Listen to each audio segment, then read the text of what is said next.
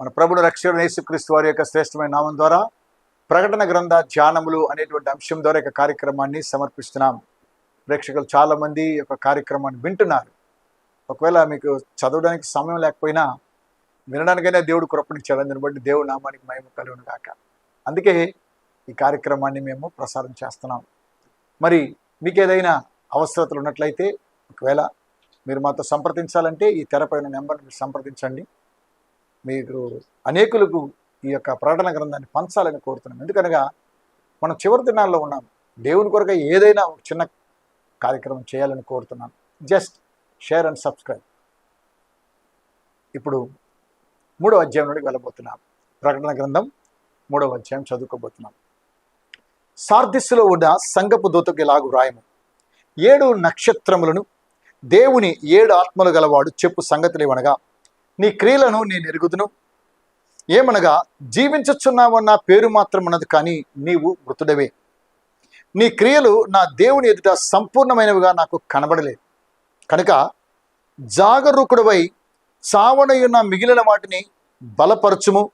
నీవేలాగు ఉపదేశం పొందితివో, ఏలాగు వింటివో జ్ఞాపకము చేసుకుని దాన్ని గైకొనుచు మారు మనస్సు పొందుము. నీవు జాగరూకుడవై ఉండని ఎడల నేను దొంగవలే వచ్చేదను, ఏ గడియను నీ మీదకి వచ్చేదను నీకు తెలియదు.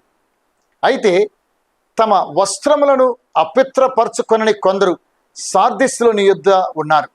వారు అర్హులు గనుక తెల్లని వస్త్రములను ధరించుకొని నాతో కూడా సంచరించెదరు.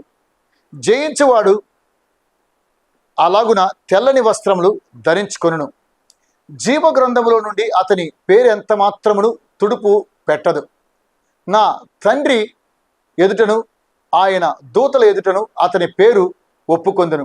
సంఘములతో ఆత్మ చెప్పుచున్న మాట చెవిగలవాడు వినుగాక.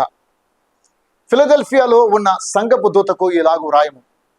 దావీదు తాళపు చెవిగలిగి ఎవడను వేయలేకుండా తీయువాడును, ఎవడను తీయలేకుండా వేయువాడనైనా సత్యస్వరూపియగు పరిశుద్ధుడు చెప్పు సంగతులు ఏవనగా, నీ క్రియలను నేను ఎరుగుదును. నీకున్న శక్తి కొంచెమైనను నీవు నా వాక్యమును గైకొని నా నామమును ఎరుగుననలేదు.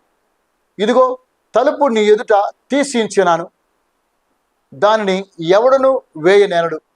యూదులు కాకయే తాము యూదులమని అబద్ధమాడు సాతాను సమాజపు వారిని రప్పించెదను. వారు వచ్చి నీ పాదముల ఎదుట పడి నమస్కారం చేసి, ఇదిగో నేను నిన్ను ప్రేమించితినని తెలుసుకున్నట్లు చేసేదను. నీవు నా ఓర్పు విషయమైన వాక్యమును గైకొంటివి కనుక భూనివాసులను శోధించుటకు లోకమంతటి మీదకి రాబో శోధన కాలములు నేనును నిన్ను కాపాడేదను. నేను త్వరగా వచ్చుచున్నాను.